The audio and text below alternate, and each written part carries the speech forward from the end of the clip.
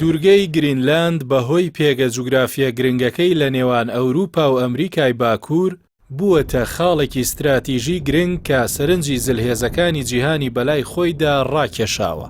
بە تایبەت دۆناڵد ترامپ سەرۆکی ئەمریکا کە داوای کڕینیان دەست بە سەرداگرتنی دەکات.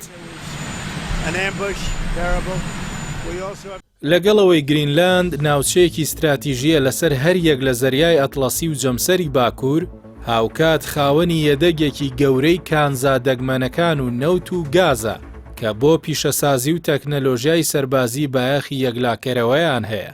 هاوکات لەگەڵ توانەوەی خێرای بەستەڵەکەکان بەهۆی گۆڕانی کەشوهەواوە دەستگەیشتن بەم سەرچاوانە و کردنەوەی ڕێڕەوی بازرگانی نوێ ئاسانتر بووە.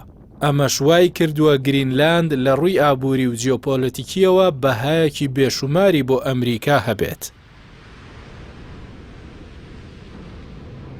لەو سۆنگەیەوە دۆناڵد ترامپ هەوڵەکانی بۆ کۆنتڕۆڵکردنی گرینلاند بە پێویستێکی ئاسایشی نەتەوەی دەبەستێتەوە و بانگەشەی ئەوە دەکات دوورگەکە لە ژێر هەڕەشەی کەشتیە ڕووسی و چینیەکاندایە، بۆیە وەک هێڵێکی بەرگری گرنگ لە دژی موشەکەکان و بۆ پاراستنی ئەمریکا دەیبینێت. بە بڕوای چاودێران لە پشت لێدوانە ئەمنیەکانەوە پاڵنەری سەرەکی بریتیە لە کۆنتڕۆڵکردنی سەرچاوە سروشتیەکان و کەمکردنەوەی پشتبەستنی واشنتۆن بە چین لە دابینکردنی کانزا دەگمەنەکاندا کە ڕاوێژکارانی ترامپ پێیان وایە دەبێت ئەمریکا هەڵوێستێکی تونتر بگرێتە بەر بۆ ڕێگری لە فراوانبوونی هەژمونی ڕکابەرەکانی لە ناوچە بەستەڵەکەکاندا. بەڵام ئەم خواستانەی واشنتۆن ڕوبەڕووی شەپۆلێکی توندی ناڕەزایی بووەتەوە.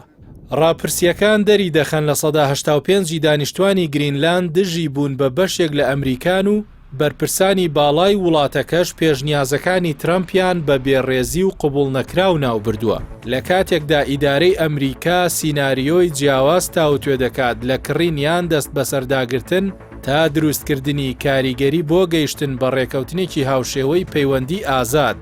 بەڵام هەردوو حکوومەتی دانیمارک و گرینلاند جەخت دەکەنەوە کە دوورگەکە بۆ فرۆشتن نییە.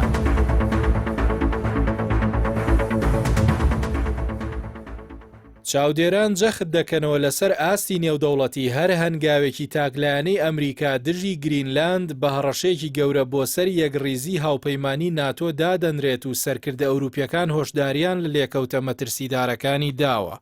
سەرباری ململانەی رووسیا و چین بۆ زیادکردنی هەژمونیان لە ناوچەکەدا، بەڵام بربەستی گەورە لە بەردەم خەونەکەی ترامپدا هەن، وەک ئاو هەوای سەخت و بەستەڵەکی دوورگەکە، نەبوونی ژێرخان بۆ دەرهێنانی کانزاکان، دژایەتی توندی نێودەوڵەتی و یاسایی.